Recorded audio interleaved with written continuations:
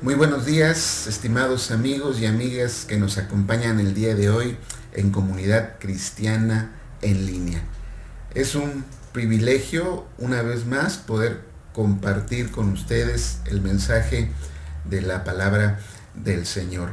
Y quisiera invitarlos para que me acompañen este domingo y los próximos 7 domingos para meditar en una de las probablemente más conocidas enseñanzas del Señor Jesucristo, que son las bienaventuranzas.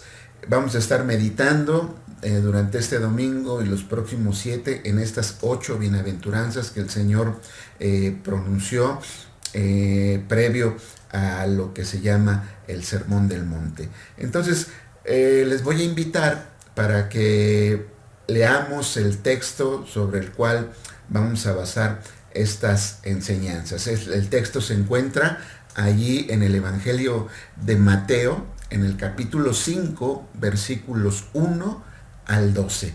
Leemos entonces lo que dice la palabra del Señor. Viendo la multitud, subió al monte y sentándose vinieron a él sus discípulos. Y abriendo su boca les enseñaba diciendo: Bienaventurados los pobres en espíritu, porque de ellos es el reino de los cielos. Bienaventurados los que lloran, porque ellos recibirán consolación. Bienaventurados los mansos, porque ellos recibirán la tierra por heredad. Bienaventurados los que tienen hambre y sed de justicia, porque ellos serán saciados. Bienaventurados los misericordiosos, porque ellos alcanzarán misericordia. Bienaventurados los de limpio corazón, porque ellos verán a Dios. Bienaventurados los pacificadores, porque ellos serán llamados hijos de Dios. Bienaventurados los que padecen persecución por causa de la justicia, porque de ellos es el reino de los cielos. Bienaventurados sois cuando por mi causa os vituperen y os persigan y digan toda clase de mal contra vosotros mintiendo. Gozaos y alegraos, porque vuestro galardón es grande en los cielos. Porque así persiguieron a los profetas que fueron antes de vosotros.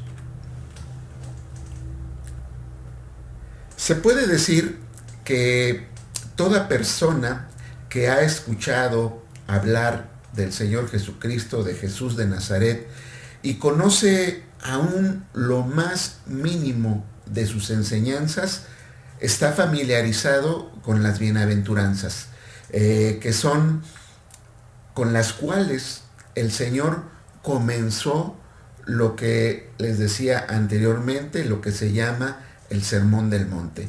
Así que para que podamos estar enterados y podamos tener conocimiento y podamos meditar en estas bienaventuranzas que fueron enseñadas por el Señor Jesús, las cuales fíjense que tienen el propósito de que las apliquemos en nuestro diario caminar, a fin de que estas bienaventuranzas moldeen nuestro carácter para que cada día nos parezcamos más a nuestro Señor y Salvador Jesucristo.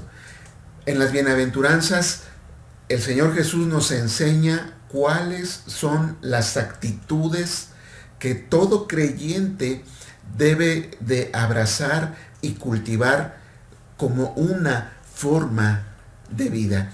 Estas bienaventuranzas representan la vida tal como el Señor Jesús quiere que la vivamos. Como se puede ver en el Sermón del Monte, la vida que Dios quiere que vivamos es la de personas humildes, misericordiosas, personas justas y rectas, personas fieles y valientes que trabajan por la paz y que también hacen algo para aliviar la pena y el dolor de otras personas. Esta forma de vida representa, o si usted se puede dar cuenta, verá que esta forma de vida está en contraste con la vida que viven aquellas personas que están ajenas a la vida de Dios. ¿Sí? Aquellas personas que por la dureza de su corazón viven una vida de arrogancia, una vida de venganza, de egoísmo, de hipocresía, y que tienen muchas otras actitudes que ciertamente les quitan, ¿sí?, esta bienaventuranza de la que habla el Señor Jesús, y no solamente les quita y les evita ser bienaventurados en esta vida, sino que cuando pensamos en la trascendencia de la vida y de la que habla la Escritura, nos vamos a dar cuenta que tampoco serán personas bienaventuradas en el día que el Señor Jesús juzgue las cosas ocultas de los hombres conforme a su evangelio. Así que, ¿cuál es el significado de ser bienaventurado? ¿Cuál es el significado? ¿Qué es lo que significa ser bienaventurado?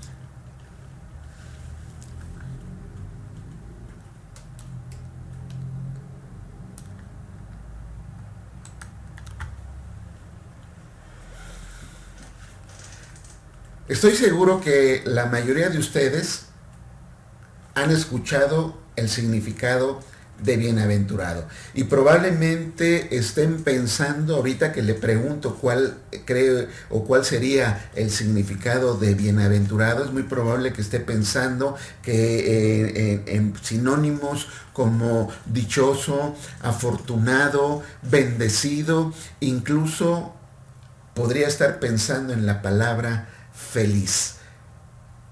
Inclusive hay quienes este término de bienaventurado dicen que significa 3 veces feliz. Sin embargo, debemos de tener cuidado con estos términos, porque dichoso, afortunado y feliz son términos que la mayoría de las personas utilizan para denotar un estado anímico que depende siempre de circunstancias favorables, y el origen que muchas personas tienen de ver estas palabras como dichoso, como le digo, bienaventurado, como feliz, el origen que tienen para ver esta manera de ver la bienaventuranza, la podemos encontrar en la literatura griega del tiempo del Señor Jesucristo. Porque en aquel tiempo, este término de bienaventurado describía 2 condiciones, ¿sí? Por un lado, era un vocablo que se aplicaba a los dioses. Theon Macaron, decían los griegos. Esto significaba los siempre felices e inmortales dioses. De hecho, así lo utiliza Homero en la Ilíada, ¿sí? También otras veces este término se utilizaba para nombrar a Zeus, y ellos decían el dios, Zeus, como ustedes saben, es el dios principal del panteón griego, ¿sí? Ellos decían hoy Macares, el bienaventurado o el dios. A los dioses se les llamaba bienaventurados porque los dioses, desde el punto de vista griego, no estaban sujetos a la muerte, a los sufrimientos terrenales, no estaban sujetos a las labores diarias de todo ser mortal, y por otro lado también lo aplicaban a los hombres que tenían un buen estado social, que tenían riquezas y que tenían fortuna, ¿sí? Como se puede ver desde el punto de vista de los griegos y de muchas personas, ser bienaventurado es no pasar por penalidades, sufrimientos, o no tener problemas o En caso contrario, podríamos decir, significa tener riquezas, tener fortuna, ser personas exitosas. Estos serían los dos términos que podemos ver que se utilizaban tanto en el tiempo del Señor Jesucristo como mucha gente lo utiliza hoy en día. Desde el punto de vista de esta forma de pensar acerca de las bienaventuranzas, podemos escuchar entonces al pobre decir: dichosos los que tienen dinero, ¿sí? Dichosos los que tienen hijos, podría decir aquella mujer que es estéril, o dichosos los que pueden viajar y tener muchas cosas materiales, diría el deprimido. O de igual manera, cuando a alguien le va bien en el trabajo, le dicen que es afortunado. Y si alguien, por ejemplo, se casa con la persona que quería, con la persona que deseaba casarse, es muy probable que la mayoría le diga que es una persona dichosa o afortunada porque se casó con aquella persona. Sin duda, cuando alguien está disfrutando de la vida, siempre dirá que se siente feliz, que es feliz, que está bendecido, que es dichoso o bienaventurado. Y dígame usted si no, ¿quién no se siente dichoso, afortunado o feliz cuando todo le va bien? ¿Quién puede sentirse feliz? ¿Quién puede sentirse afortunado? ¿Quién puede sentirse dichoso cuando las circunstancias son adversas? ¿Quién se siente feliz en tiempos de crisis? ¿Quién se siente dichoso cuando tiene problemas? ¿Quién se siente afortunado cuando le viene la enfermedad? De hecho, podríamos decir, sin temor a equivocarnos, que hay momentos en la vida en los cuales no parece haber nada de dicha, nada de felicidad o nada de bendición. Y esto nos lleva a pensar que desde el punto de vista humano y racional, ¿qué puede? Fíjese bien, ¿qué puede haber de dicha y felicidad en ser pobres en espíritu? O en tener hambre y sed de justicia. ¿Quién puede sentirse dichoso porque lo persiguen y lo ultrajan? ¿Quién puede sentirse feliz cuando dicen mentiras acerca de él o de ella? Es por eso que insisto que debemos de tener cuidado de no confundir lo que la mayoría de las personas llama bienaventuranza y lo que el Señor Jesús llama bienaventuranza. El término bienaventurado que Jesús utiliza en este pasaje que acabamos de leer, este pasaje de Mateo 5, es un término que describe un estado de acercamiento a Dios, un estado de acercamiento tal que trae felicidad verdadera, profunda, duradera. Así que estamos hablando de una especie de dicha, de felicidad, que no es afectada por las circunstancias externas.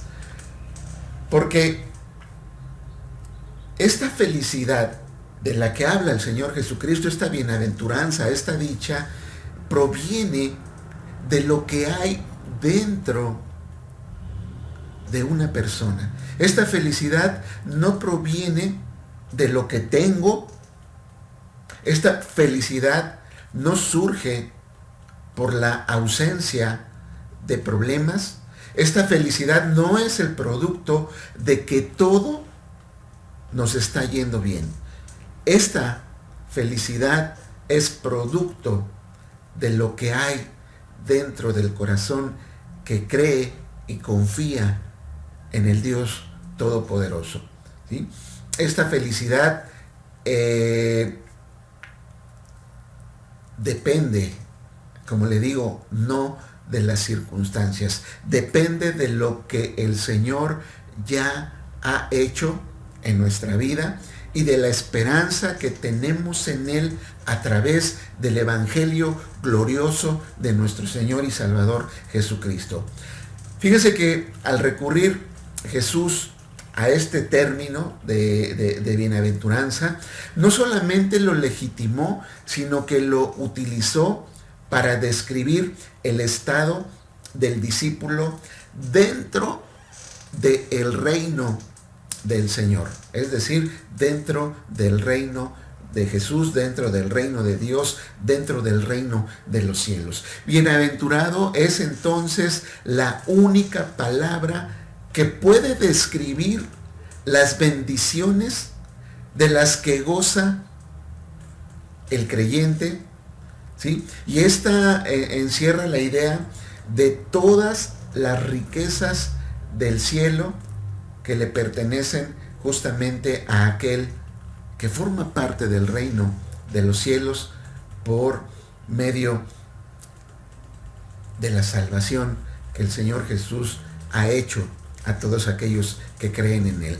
Es por eso que el apóstol Pablo decía que somos bendecidos con toda bendición celestial. Bienaventurado es entonces algo que es mucho más que ser feliz. Es haber entrado al reino del Señor Jesucristo y ser poseedor de todas las bendiciones y derechos que provienen de ser un ciudadano del reino de los cielos. Así que, de acuerdo a la Escritura, no ha existido ningún hombre que como el rey Salomón se hubiera dado a la tarea de buscar la felicidad en las cosas materiales, ¿sí? No hay, de acuerdo a la Escritura, no hay ningún hombre que haya buscado, que haya ido, que haya experimentado con todas las cosas materiales en busca de lo que nosotros llamamos la felicidad. Fíjese, el rey Salomón experimentó con todas las diversiones imaginables. Incluso podemos decir y podemos ver en la Escritura que él experimentó con el vino, él experimentó con las mujeres, él experimentó con las artes, con el canto, con cualquier otra arte. Podemos ver ahí en Eclesiastés capítulo 2, versículos 1 y 8. Él llegó a ser tan rico que la plata, dice la palabra del Señor, ni siquiera era apreciada en los días del rey Salomón. Primero de Reyes 10, 21. Salomón se sentó a disfrutar de los platillos más exóticos que existían en aquel tiempo, ¿sí? Él se sentó a disfrutar de platillos de bueyes, de ovejas, de ciervos, de gacelas, de corzos, de aves gordas. Dice ahí el primer libro de Reyes en el capítulo 4, versículos 22 y 23. No se negó, fíjese, el rey Salomón no se negó nada que creyera que le podría producir placer. Eclesiastés capítulo 2, versículo 10. ¿Y qué fue lo que aprendió el rey Salomón de toda esta experiencia? ¿Qué fue lo que él aprendió de haber experimentado con todas estas cosas? ¿Qué fue lo que él aprendió de todo ello? Lo que él aprendió, lo dice él de esta manera: he aquí que todo es vanidad y aflicción de espíritu.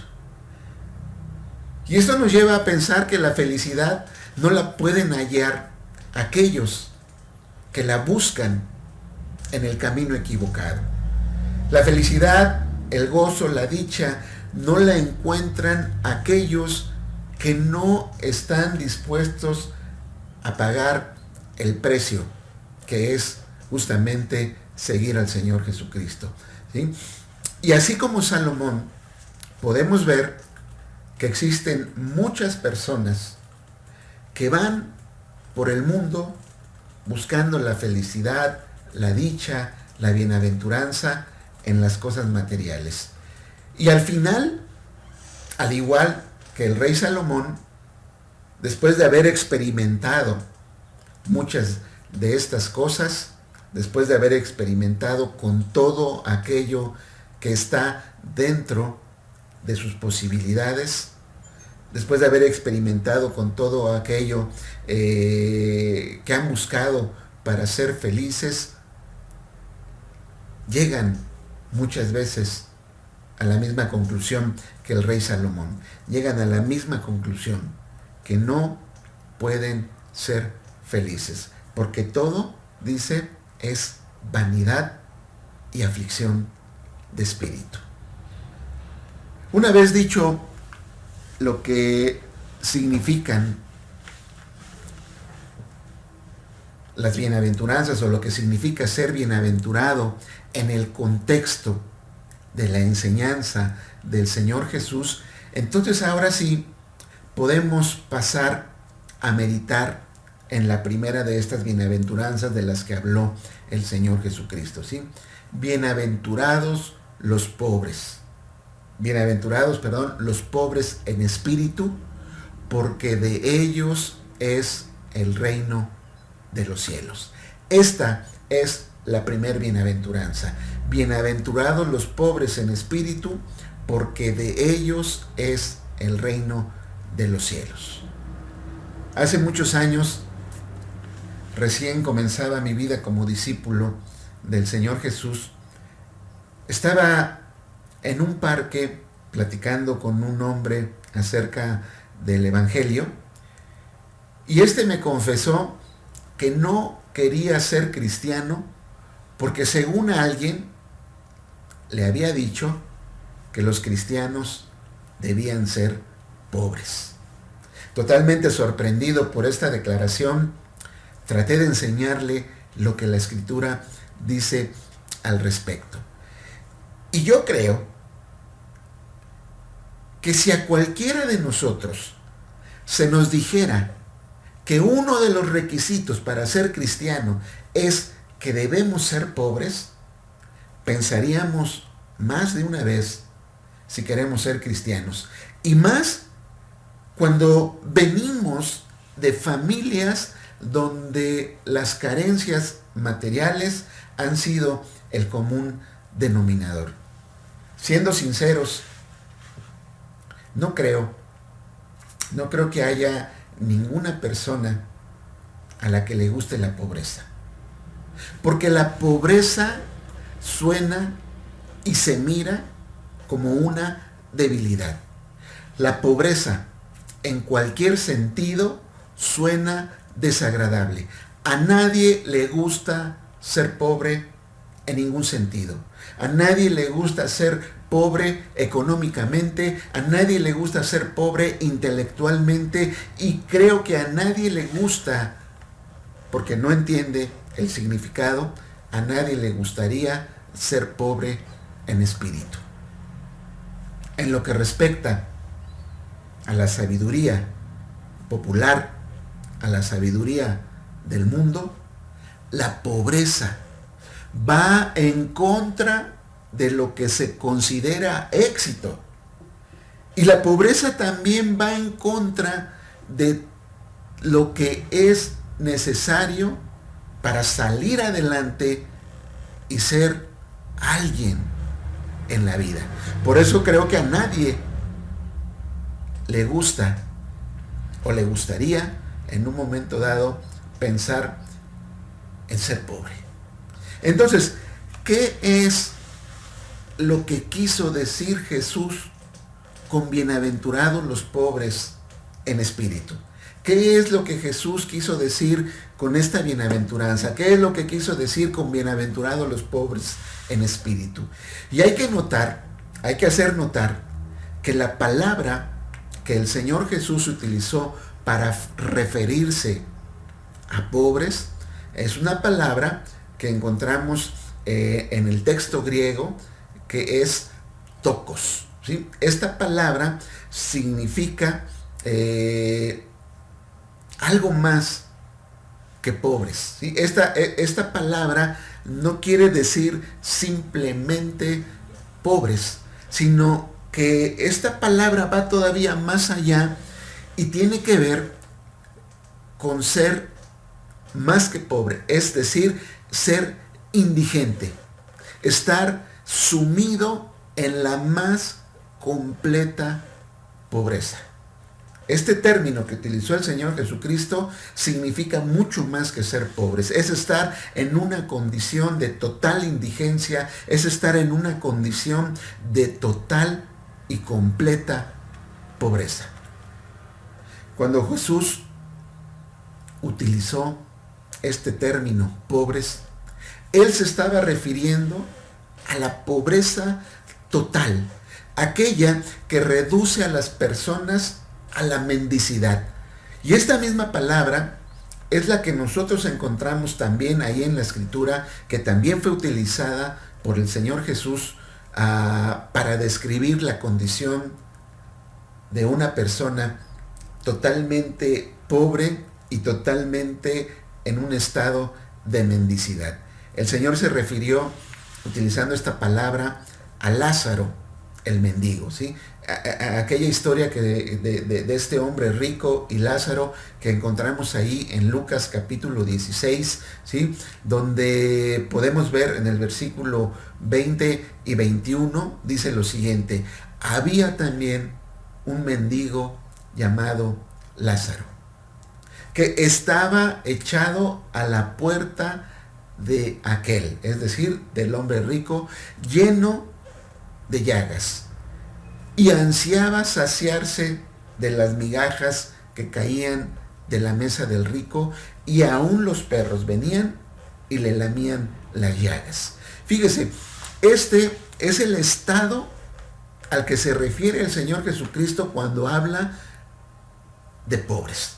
Un estado como el de este hombre Lázaro, de total necesidad, a tal grado que espera comer solamente las migajas que caían de la mesa de este hombre rico, lleno de llagas, lleno de necesidad, ¿sí? Que aún dice la Escritura, los perros venían y lamían las llagas de este hombre. Este es el estado al que se refiere el Señor Jesús cuando dice pobre. En el texto que nos ocupa el día de hoy, tokos, esta palabra griega, pobres, no se refiere a los que tienen poco. Se refiere a los que no tienen nada, a los que no tienen absolutamente nada. Y evoca la imagen de un mendigo tumbado al lado de la carretera, como en el caso de Lázaro, al lado de una mesa esperando, ¿sí?, que algo caiga para que él pueda comer. Esta imagen evoca a alguien, un mendigo, que depende entera y totalmente de la misericordia de los demás. Un mendigo que sabe que no tiene absolutamente nada y que morirá si nadie le muestra misericordia. La idea de todo esto es que cualquier persona que desee verdaderamente ver el reino de Dios, el reino de los cielos, tiene que llegar a esta condición de mendicidad. Tiene que convertirse en un mendigo espiritual, una persona totalmente necesitada espiritualmente. Es necesario reconocer que somos espiritualmente indigentes, que estamos necesitados totalmente, ¿sí?, de la gracia y de la misericordia de Dios. Jesús, en efecto, dijo, o podríamos parafrasear sus palabras respecto a esta bienaventuranza. Lo que él quiso decir es: bienaventurados los que en su propia estimación de sus capacidades morales y religiosas son mendigos, dándose cuenta de su desesperación y necesidad espiritual. Esto es, en otras palabras, lo que el Señor Jesús estaba diciendo. Y un buen ejemplo de lo que quiere decir pobres en espíritu, lo que significa ser pobre en espíritu, lo podemos encontrar muy claramente en la parábola del fariseo y el publicano. Aquella parábola que encontramos ahí en Lucas capítulo 18, versículos del 9 al 14. En esta parábola se nos relata la situación de dos personas que van y se presentan delante de Dios queriendo ser justificadas, ¿sí? Y por un lado tenemos a este fariseo que se consideraba una persona justa.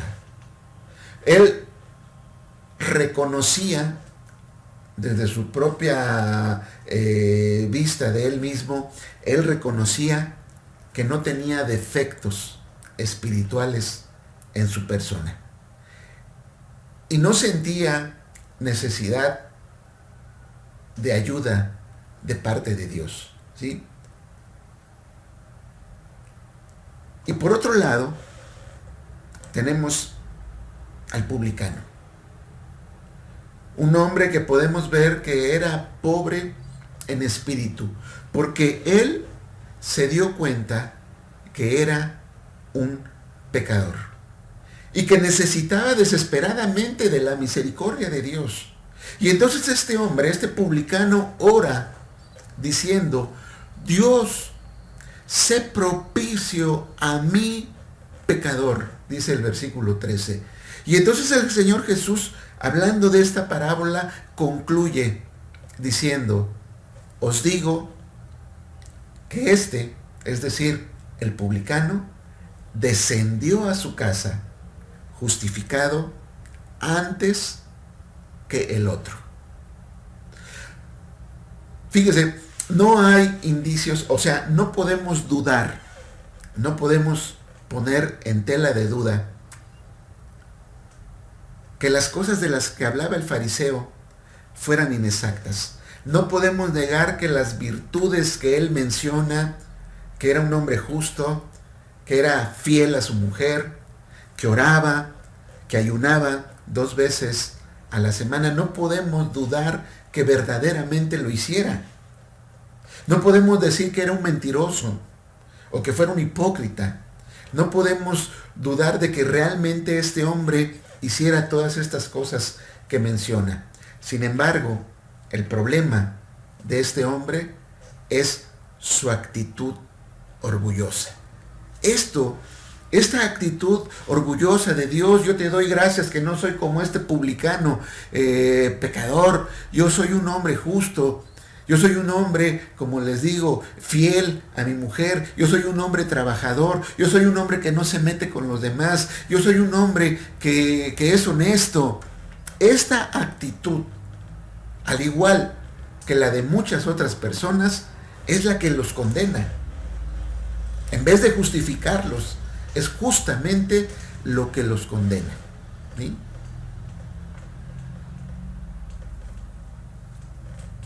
Porque sienten que son personas que merecen el reino de los cielos por todas estas cosas que ellos hacen, ¿sí?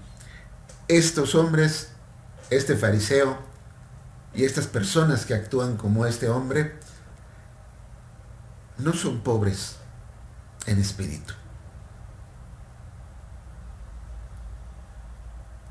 Y esto nos enseña que el reino de los cielos es dado únicamente a los pobres en espíritu, no a los ricos en espíritu, es decir, no a aquellos que se jactan de ser espirituales y de ser buenas personas al grado, como le digo, que creen que merecen el reino de los cielos, que creen que por sus méritos el reino debería de otorgárseles. El reino es dado a los débiles, no a los fuertes, a los pequeños que son lo suficientemente humildes para aceptar este reino como algo que viene por gracia. El reino no es dado a los soldados que se jactan de poder para obtenerlo justamente por sus proezas. Ser pobres en espíritu es darse cuenta de que se está en un estado total de indigencia espiritual. Un mendigo espiritual depende totalmente de la gracia y la misericordia de Dios. Un pobre en espíritu es aquel que se da cuenta de su carencia, de su incapacidad, y reconoce que únicamente la gracia de Dios es suficiente para cambiar la situación de necesidad en la que se encuentra. La pregunta que cada uno de nosotros tenemos que hacernos, o la pregunta que yo le invito en este día para que se haga es: ¿soy pobre en espíritu? Porque lo contrario de ser pobre en espíritu, como le decía, es ser rico en espíritu. Y esto es, como podríamos decir, ser una persona engreída. Sentir que somos autosuficientes y estar satisfechos con nosotros mismos. Es creer que merecemos lo que Dios nos da. Incluso creer, como aquel fariseo, que Dios se agrada de mí porque soy una buena persona, porque soy un buen cristiano, porque soy un buen cristiano que lee la Biblia, porque soy un buen cristiano que ora, porque soy un buen cristiano que todos los domingos busca escuchar la palabra del Señor, o era uno de esos cristianos que todos los domingos se reunía en un lugar, pero que hoy, como sabemos por la pandemia, hoy soy un buen cristiano porque siempre, todos los domingos, estoy escuchando el mensaje de la palabra a través de internet.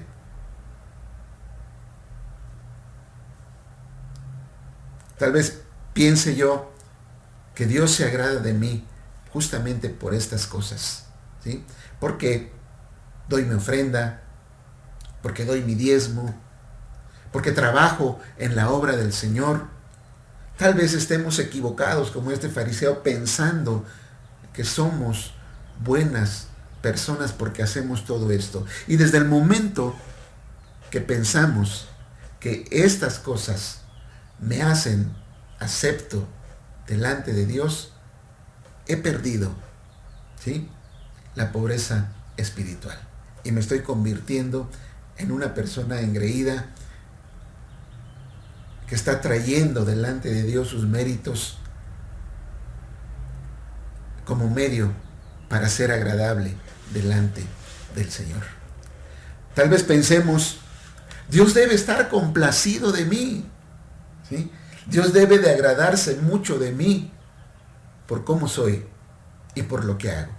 Por lo tanto, si Dios se agrada de mí por todas las cosas buenas que yo hago, debo de recibir sus bendiciones. ¿Sí? Dios debe de bendecirme porque soy una buena persona. Y no solamente debe de bendecirme en esta vida, sino que debe de abrirme la puerta del reino para que yo entre, ¿sí? Porque soy una buena persona. Hay quienes olvidan esta gran verdad creyendo que por su supuesta espiritualidad tienen derecho a reclamar, como ellos piensan, las promesas de Dios. Y creen que tienen el derecho de exigir que Dios los escuche y que haga lo que ellos le piden. Y llegan a creer que si ayunan, porque como son muy espirituales, llegan a pensar que si ayunan, Dios está comprometido con ellos. Y llegan a pensar que si oran con fe, Dios tiene la obligación de contestar esa oración. Aunque sabemos que eso no es fe y que eso no es espiritualidad. Eso es arrogancia, soberbia y fariseísmo. El pobre en espíritu, fíjese bien, el pobre en espíritu no reclama, no declara, solo espera en la gracia y en la misericordia de Dios. Reconoce que no merece absolutamente nada, que no hay ningún mérito en él.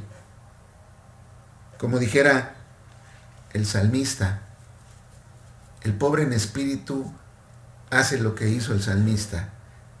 Este pobre clamó y le oyó Jehová y lo libró de todas sus angustias, dice el Salmo 34:6. Este pobre clamó y le oyó Jehová y lo libró de todas sus angustias. Entonces, ¿dónde está la dicha? ¿Dónde está la bienaventuranza? ¿Dónde está el gozo, la fortuna, la felicidad de ser pobre en espíritu?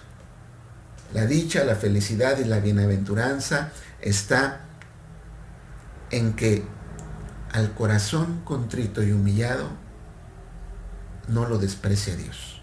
Y por lo tanto, a aquella persona que se acerca a Él con un corazón contrito y humillado, Dios le provee de todos los beneficios del reino de los cielos, principalmente la paz y el gozo, que no dependen de las circunstancias. También son provistos de poder y fortaleza. Así que todo esto y más es lo que se les otorga a aquellos que reconocen su insuficiencia, su mendicidad y su carencia delante del Dios Todopoderoso. Y que al reconocerse en esta condición, claman a Él esperando ser saciados en su mendicidad y de ser provistos de todos los dones y beneficios del reino de Dios. En esto consiste la bienaventuranza de ser pobre en espíritu. ¿Cómo está nuestro corazón delante de Dios? ¿Creemos que somos lo suficientemente aptos, buenos, espirituales, como para recibir todos los beneficios del reino de Dios? ¿O podemos ser tal vez como aquel publicano? ¿O es nuestro corazón como el de aquel publicano que solamente decía, sin levantar la vista, sé propicio a mí, pecador? Reconozco mi total necesidad de que Jesús me justifique por medio de su sangre en la cruz, y no me justifico por medio de mis obras o de mis buenas acciones. Que el Señor, a través de su Santo Espíritu, nos guíe a reconocer si esta bienaventuranza de ser pobre en espíritu se aplica a mi vida. porque soy una persona que está en una total necesidad de Dios. Te invito una vez más a que oremos y a que le digamos a Dios cómo es nuestro corazón delante de Él. Padre, nos acercamos a ti en esta mañana, en esta tarde. Nos acercamos a ti, Señor, para pedirte que mires cómo está mi corazón. Para que mires, Señor, si soy una persona pobre en espíritu.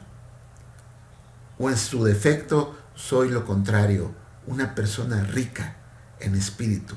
Alguien que cree que es autosuficiente, alguien que cree que es lo suficientemente bueno, alguien que cree que merece el reino de los cielos por sus propios méritos. O que mires si soy alguien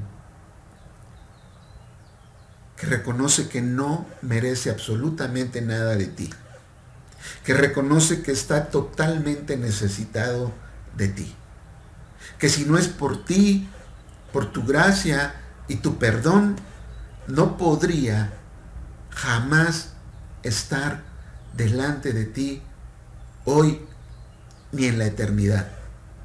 Si soy alguien, Señor, que reconoce que necesito tu perdón, que necesito ser limpiado por la sangre de Jesucristo de todas mis maldades y de todos mis pecados. Mira, Señor, lo que hay dentro de mí. Y si tú ves un corazón contrito y humillado, cumple tu palabra, Señor, de perdonar todos mis pecados y de introducirme en el reino de tu Hijo amado Jesucristo. Y si soy una persona arrogante, orgullosa, soberbia, autosuficiente, que cree que merezco, Señor, entrar a tu reino por mis propios méritos, revélame a través de tu Espíritu la equivocación en la que me encuentro. Te alabo y te bendigo en esta mañana, Señor. Te doy gracias por esta palabra y te pido que nos mantengas siempre como personas humildes, personas pobres en espíritu, para que ese reino, Señor, nos sea entregado y otorgado en esta vida, Señor, y por la eternidad. Gracias en el nombre bendito de Jesús, tu Hijo amado. Amén, Señor. Amén. Si esta enseñanza fue de bendición, te invito una vez más para que nos dejes tu comentario, le des me gusta y que compartas una vez más esta página para que otras personas también puedan ser bendecidas, así como tú lo has sido en este día. Y una vez más, ruego que el Señor Dios eterno, el Dios todopoderoso, sea contigo, con tu familia, que te guarde y que te bendiga hoy y siempre.